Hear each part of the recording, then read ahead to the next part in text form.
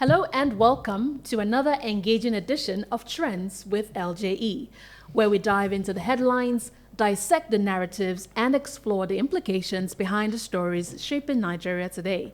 I'm your host as usual, Maimuna Ahoiza Zubair, and I'm joined by a powerhouse panel of analysts.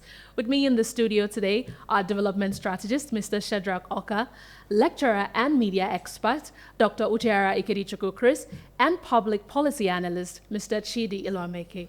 Gentlemen, it's good to have you on the show.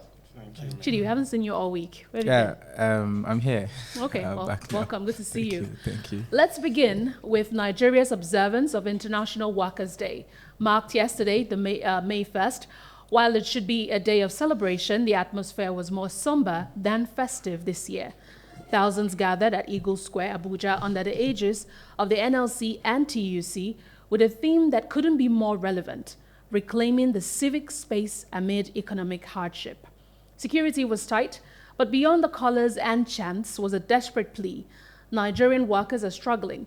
Inflation is at a record high. Jobs are being lost, and even the 70,000 minimum wage signed into law in 2024 has not been fully implemented. According to budgets, only 13 states have complied. Many workers still earn less than 40,000 naira, especially in rural areas and across private sectors. More so, 500,000 formal jobs were lost in 2024 alone, touching manufacturing, oil and gas, fintech, banking, and logistics. Despite this, messages of praise and encouragement poured in. President Bola Ahmed Tinubu called workers, quote, the engine of our economy, promising continued efforts for labor welfare. Senate President Godswill Akpabio hailed workers' resilience and dedication, and the House Speaker Tajuddin Abbas described workers as partners in progress and praised labor unions for their patience amid hardship. Yet, in Rivers State, the celebration was boycotted. The NLC there staged a protest demanding the reinstatement of suspended Governor Sim Fubara. The NLC National President, Joe Ajero, had issued the boycott directive, stating that without a democratically elected leader in the state, there was nothing to celebrate. Shadrach, I'll come to you. The May Day celebrations have always been one of those that has always had a bittersweet for Nigerian workers. At least they were always, despite hardship, eager to come out and show solidarity. But it seems like this year, more than most years, there's more soberness. It's more bitter than sweet. I'd like to hear your thoughts in general regarding the comments that were made by some of our government officials and even the suspension of the celebrations in Rivers and I think even Edo State. Well, so far this year. A few of my colleagues yesterday gathered and were making comments on the Headies Award, and we felt that the Nigerian workers needed that award much more than any other person in the country today. Nigerian workers, resilient, tolerant, and very enduring, have suffered so much. Nigeria is not among the top 10 or 15 states in Africa countries that paid minimum wage. Minimum wage, knowing fully well it is the minimum amount you pay to workers to enable them meet their basic need. Right. Very unfortunately, for even the 70,000 naira that was appropriated for minimum wage for how many months now, since last year, less than 35% compliance, and these are the issues. So for me, I think the government are not serious about, helping out with workers. All the time you hear the presidency will call that Nigerian workers should be patient and should endure. But the political class are not showing that at all. Absolutely. They keep buying exorbitant cars, appropriating money to themselves, while the workers are kept in the dark. This year's shadow celebration of the Workers' Day is only a verdict on the economy and also a verdict against the party, the leading party or the presidency, to show the anatomy of the entire suffering of the Nigerian workers. So it really shows it's not, we don't need to sit here to say the Nigerian workers are not faring well. And it's very unfortunate. We pray that someday we'll have it so good where we have leadership that have conscience to really look at the suffering state of Nigerian workers and ameliorate for it. That's quite sad to hear, but we're hopeful. I think that is one of the things when you talk about resilience is the hopefulness and resilience of the Nigerian citizen and the Nigerian worker. Dr. Chris, media optics aside, do you think that the government has adequately addressed workers' plights? Because it's a different thing if the government is actually trying and then still asking workers to continue to be resilient, continue to, consistently encouraging them and appreciating their patience. But if that's the only thing the workers are hearing, but they are not actually seeing actionable, policies to actually ameliorate their sufferings, what is the point? You see, we have empirical facts and very clear yardsticks to measure if our government is doing well on the aspect of Nigerian workers. It's very evident. Looking at it, what do you expect a typical Nigerian worker to do when his take home cannot take him home? So looking at it is very unfortunate. Then coming to the aspect of telling us that Nigerian workers are resilient, they are hardworking. This is just massaging one's ego. And one of the people saying this thing, or some of them saying this thing, are the people that cannot pay even the 70,000 naira minimum wage. Yeah. And you come out before the public to say, Nigerian workers are hardworking, they are resilient, they are this, they are that. What is the outcome? For what are you saying those things? Right. Is it that you want them to die before you do what you're supposed to do as a government? So looking at it, I don't see that is just a normal praise that doesn't hold anything. Any water. Yeah, it doesn't hold any water. And by saying that, they're just saying it because they are before the public, they are before the media to say. Absolutely. And you must say something. Absolutely. So, and that is what you see there. There is nothing to back what they have just said to Nigerian workers. So this is what I can submit in that regards. Absolutely. Chidi, when we talk about the labor unions, there was a lot of praise for them in most of the remarks from official statements by the Speaker, the Senate President, and even the President himself, where they were praising, labor unions for their resilience, for their organization and structure. I would like to hear your thoughts on how labor unions can strengthen their bargaining power. We've seen a lot of this before where they threaten strike action, they go for a week, and then they come back and say, we can praise them for even negotiating up to 70,000 naira. But 70,000 naira holds no water now, especially with the inflation. I would like to hear your thoughts on unions and the power that they hold, and if you think that they are actually using the full extent of their power in Nigeria. Yeah, the labor union has tremendous power. Right. In fact, that is why they are a union, and it cuts across, the labor workforce. They can exercise that power, particularly during the elections, and tell their people this administration is the worst off since the history of labor unionism in Nigeria, and show them the back door, and to bring our knowledge to this, there is no country in the world today that develops or that has developed that is developing that trajectory of progress without sound, efficient, effective, well taken care of labor workforce. Absolutely.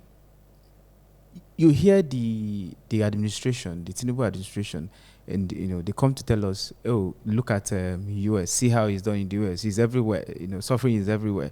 But they have also forgotten that abroad, labor workforce are not treated like slaves. They're still getting the baseline. You understand the We point? don't even get the baseline here. Exactly. You understand? So our labor, there's an insult. There's this impunity. There's this lack of regard for the labor workforce in Nigeria. Right. So it's like monkey they chop, babu. Monkey they walk, babu they chop.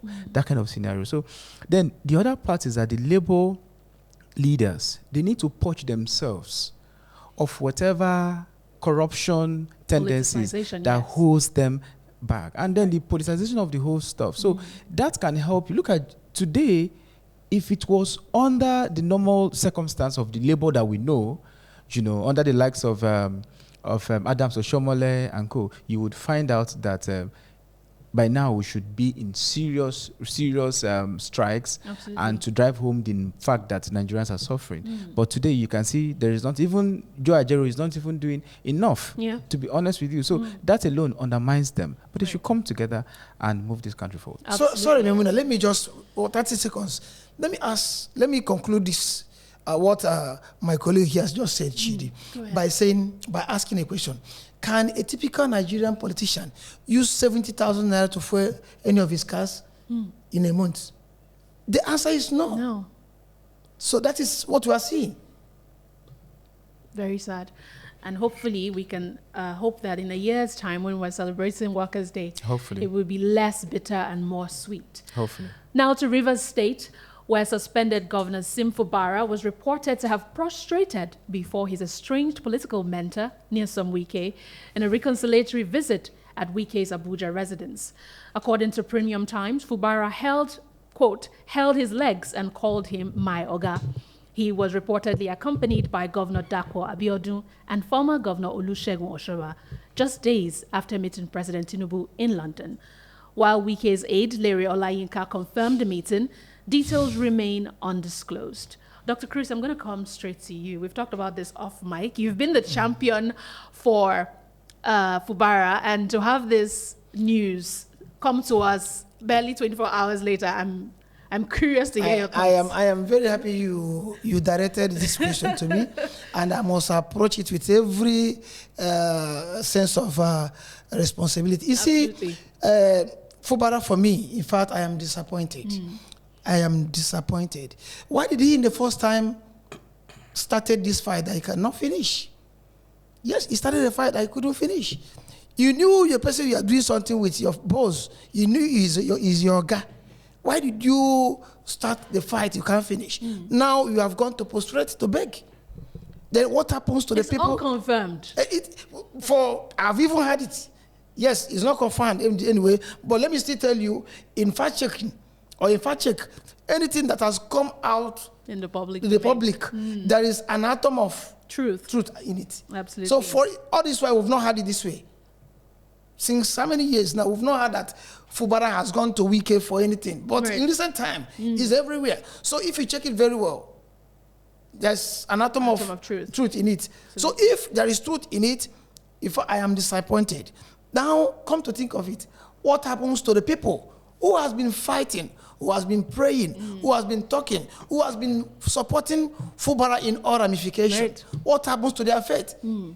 People, Rivers people who has been behind him, they are all disappointed. If he can go to Wike and prostrate and beg, for me, he did it very late. For me, he did it very late. If I am Wike, I will say no. Because you have messed the whole thing up. Absolutely. Why did you come this time that things has gone too far bad and you come to beg? So Fubara, in fact, is not for me. For me, I am disappointed in him. I am disappointed. I'm going to come to you because you're also another, Fubara truther. When we just talked about the Rivers State Labor Union actually suspending their celebrations, if at all, in protest of Sim's suspension. And then we hear this news. What are your thoughts on this? Okay, first of all, like we rightly said, it's still a rumor, even though there could be atom of truth in them. But let us assume that it's the truth. That's the truth. I mean, there's an element of truth. I think Fubara must have sat down, and because he mentioned something that, okay, it had to take Fubara time to come to this realization that he needs to go to his Oga. Yeah. Maybe Fubara initially thought we were practicing democracy and felt there was no state capture as captured by Peter Obi, the Labour Party presidential candidate, and felt, okay, Nigeria is still a country where common sense and rule of law still exist. Right. And so if I fight for my people, then we can get something done. And so people were behind him. And the whole country, the whole nation, Africa, the world is still behind Fubara because there was no need for that state of emergency. There was no crisis in Rivers State. If anything, we know who is fermenting the crisis in Rivers State and not necessarily Fubara. Absolutely. Now, Fubara realized over time that man, there's nothing that can happen if he fails to do this, that he will also get the big stick, and nobody will do anything. The judiciary is under the pocket of the administration of Tinubu, and you see what is happening. There is no other rule of law in the country, right, and there's insecurity, and anything goes. Fubara must have thought to himself that's the best way to help his people deliver the dividends of democracy to his people. Right. And so for that, let me do this. You may call him any name, but I can tell you something. The reason why, if this is true, the reason why a Tinubu-led administration backed by Wike would do that is because of the vote of Rivers State. But I can tell you, the defection you're seeing is because of votes from states. Right. The question is, are votes by the electorate defecting No. to APC? No. The votes are going back, waiting for the right person and the right time to remove the sufferings people are going through. So that's what is happening. So let's see what happens. If truly, at the end of the day, that reverse votes that they are looking for, they will get it. If that structure that Wike is looking for to fully get control of, and so that they can deliver it to his godfather, if that can be done, so fine. Let's look at what happens. Absolutely.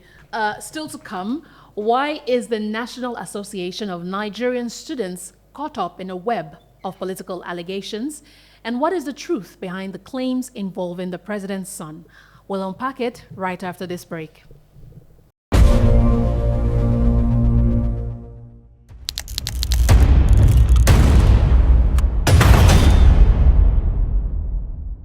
Nigeria is at a turning point.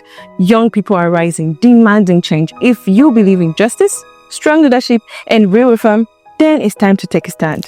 At LJE Nigeria, we're not just observers, we're builders.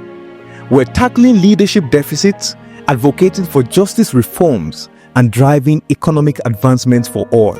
As a volunteer, you won't just watch, you will be a part of it. You will gain access to powerful seminars, conferences, and mentorships from professionals who believe in your potential. No matter who you are, whether you're a student, an entrepreneur, a professional, or someone who cares, there's a place for you here. Network with passionate change makers, build skills, and step into leadership. Join LJE Nigeria today. Let's lead with truth. Let's build with courage. Let's rise for Nigeria. Become an LJE volunteer today and be the change Nigeria needs. Follow all our social media handles for more details.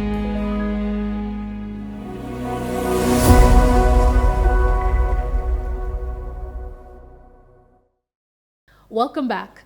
Our third story brings us to the National Association of Nigerian Students, NANS, where explosive allegations have rocked the student body. A man claiming to be a former Senate President of NANS, Henry Okunomo, told Channels Television that Seyi Tinubu, son of President Bola Ahmed Tinubu, has been meddling in the affairs of the student body. Quoting him, he said, with the involvement of the president's son for the past 1 year, he has done everything to make sure the organization is porous. What he stands to gain, I don't know. He also said, if you don't have government backing, you might not become anything in the organization. However, NANS quickly disowned Okunomo, saying he never held any such position and labeling his claims falsehood and blackmail. The national PRO, Adeyemi Ajasa, urged the media to be wary of imposters and reaffirmed NANS' commitment to transparency in leadership selection. In a related rebuttal, Seyi Tinubu himself denied accusations by the current NANS president, Comrade Atiku Abubakar Issa, that he led thugs to disrupt the association's inauguration in Abuja. Issa alleged Seyi locked down the hotel and even stood outside his room. I'm going to come to you first, Chidi, because you're our resident public policy analyst. We've also talked extensively about unionizing and student unions. My first question is, we talk about politicizing of unions, and here we are again talking about another one. Yeah. And does this not feel like the corruption of our future leaders if politics is already finding its way, snaking its way into their proceedings. Whether this is true or not, whether Seyi Tinubu himself was involved or not, we've had this before where we see student unions being co-opted by politicians to, effect their own aims. I'd like to hear your thoughts in this in general. Right from time, student unions with the Ali Must Go protest, and so many protests, they've been backbones of the voice of the youth. Yeah. The enlightened masses in school and everything. So, but you get a situation whereby they've been also cases since history, right? They've been cases of Nigerian politics, cases where politicians want, it's just propaganda. I mean, just like in lobbying, we want to lobby their support, and it happens. But this is the first time we are getting it this nasty. Right. You must support me or not. That is dictatorship. And hopefully we get to resolve this. It's not supposed to be. The student union is a union that speaks for the masses, that speaks for the people. It's a reflection of the voice of the youth. And hearing it and seeing the videos, whether Seyi Tinubu is involved in this or those supporting him, Seyi Tinubu should condemn it. Whether he's involved directly or indirectly, or whether he's not even involved. At all, yeah. It is a human being that was battered. That should be condemned. And with the Tinubu with the issues around Tinubu, we realize that there's usually this unionism, using unionism to favor them. There are Oloja's cases where Iya Oloja would want to use the union of Oja, those in the markets, right, to gather support. You see National Union of Road Transport Workers trying to use the union to gather support. This is also not too far from that. It's abysmal. Yep. It is a threat to our democracy. Currently, you are not allowing people to, and the police. That's exactly what is state capture. The institution of the Nigerian people, the Nigerian government, the police, the judiciary should go to work and investigate this. It should not be treated with kids gloves. Kids glove. And you see on social media, say Seyi Tinubu has also debunked it, and even threatening legal action and something like that. Yeah. So, but in a sane country, it shouldn't be. What should be is the authorities should investigate this, and the videos circulating are enough to help us unravel this. Because if this is not addressed, a time is coming when nobody, not even I and you, will be able to speak, and anybody can be sent. Absolutely. It's important. Yeah. Shadrach, coming to you on this, has the NANS lost its, integrity? The mudslinging, the leadership tussle, even within the NANS, separate from the whole Seyi Tinubu saga.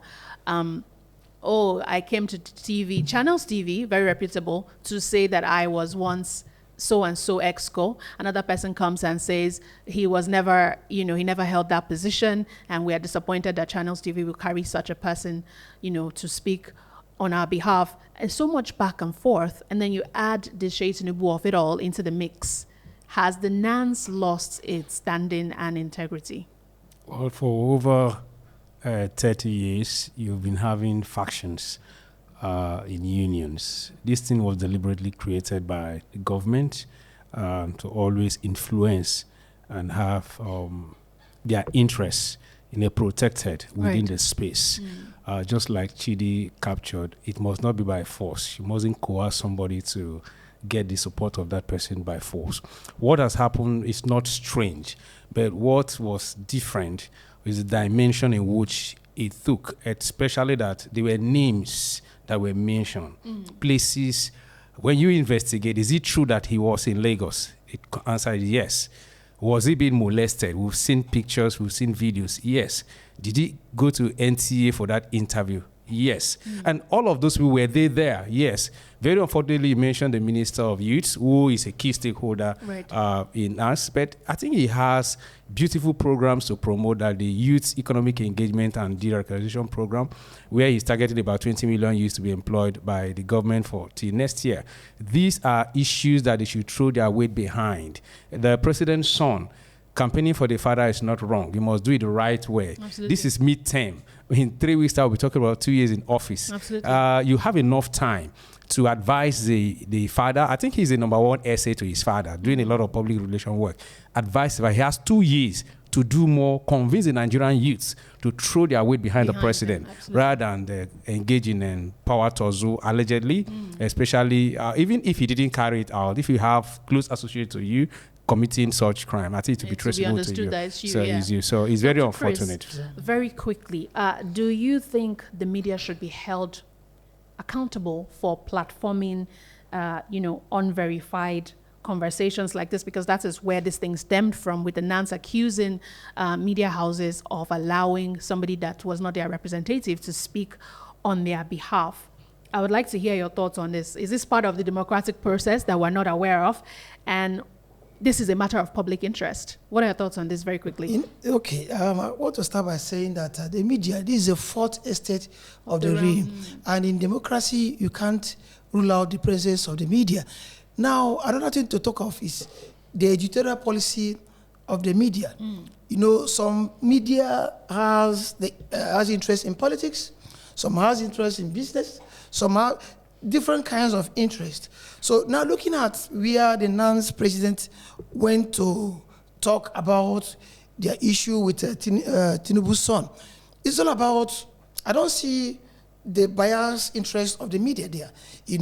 I don't see, because as a student union, I can't see how much you will give channel television that will enrich them, that will make them to have interest in trying to portray your in a biased way, biased interest. So, but what the media did in that area or in that aspect is what is expected of them. Absolutely. And you that is talking, you're opposing the person that first came.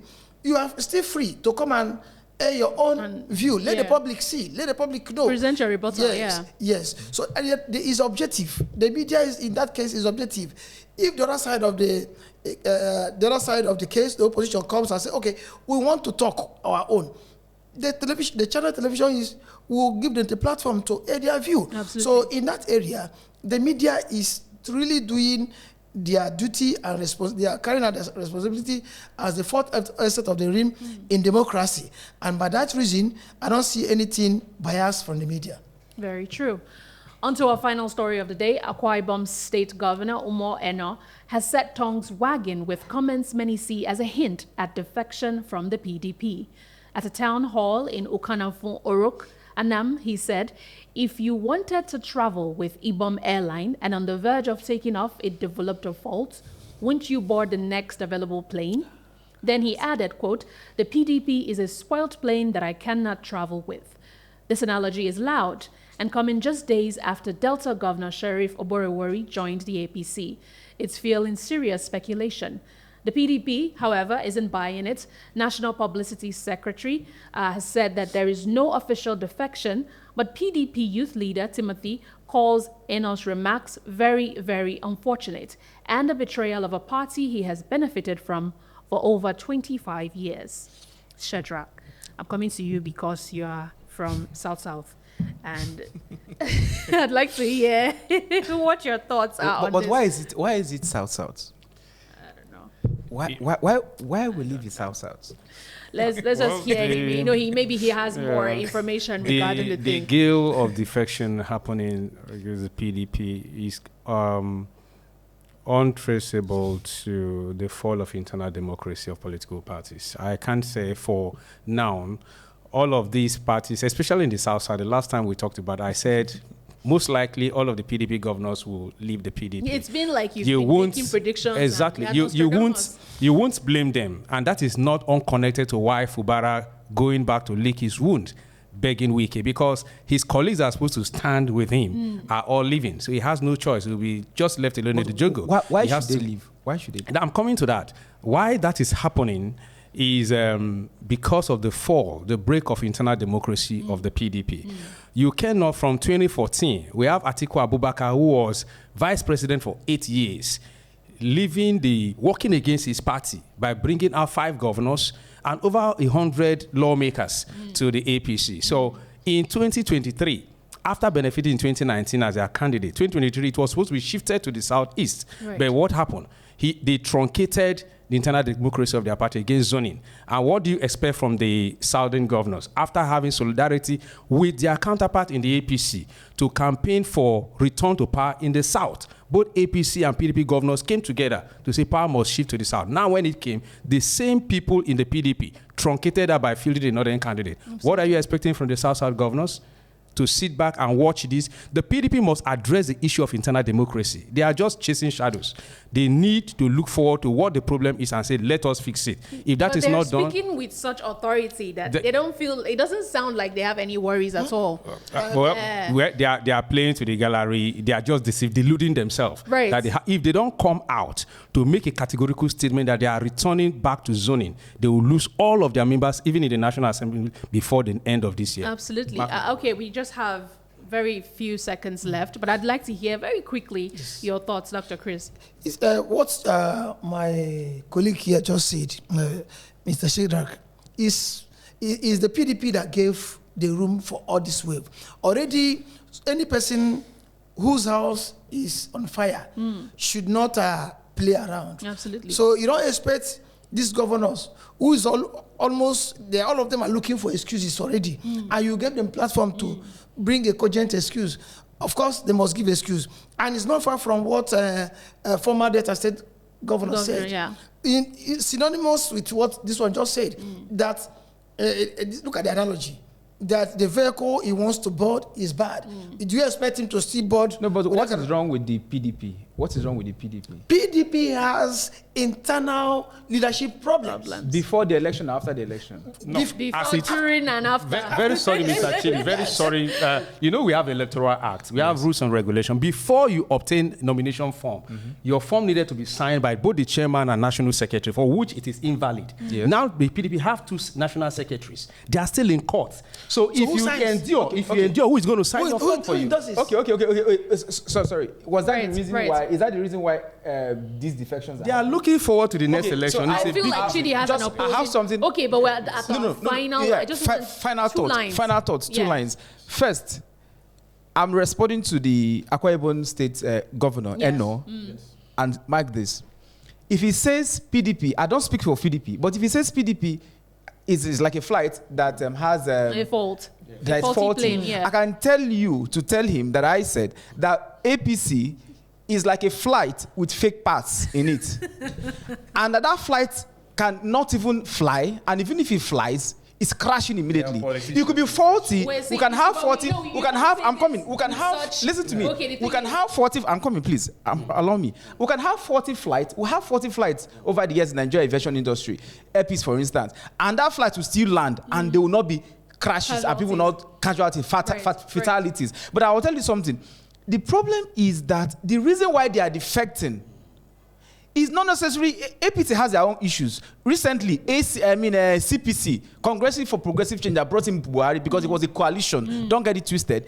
They are even pulling. Their members are pulling out of the APC. Right. Not all of them, but many of them are pulling out. And those remaining are even saying, "No, you don't even need to be here. We can also go out," because their interests are not being protected. Right. There is this Yorubanism in the administration, the appointment, and so there is crisis everywhere. But I want to tell you that the defection is not a product of internal crisis from the PDP. It is a product of what they want. There's a state capture that they want to be part of that conduit pipe, and that's what is happening. Otherwise, they will go, and they've done that. Perhaps go to someone who's there, and they need to be in line with the man's rules and regulations. Otherwise, they will be treated. They will be given the reverse state treatment. So that's what it is. In one episode, throughout this week, we have talked extensively about defection. Every week, we have two different conversations about this regarding one state or the other. So this is a conversation that will continue up until election. Hopefully, we'll still be there to conversate about it. From the streets of Abuja to the corridors of political power in rivers and the fledgling politics in Nigerian universities, one thing is clear. Governance, power, and public accountability remain deeply interconnected. Thank you, gentlemen, for your insight and analysis on these pressing matters. And thank you, dear viewer, for tuning in, joining us every week when we talk about things. Join us next time on Trends with LJE. I am Imuna Awezazabaya, urging you to stay informed, stay engaged, and as always, keep questioning. Do follow us on social media and join in on the conversation. Have a great weekend, and bye for now.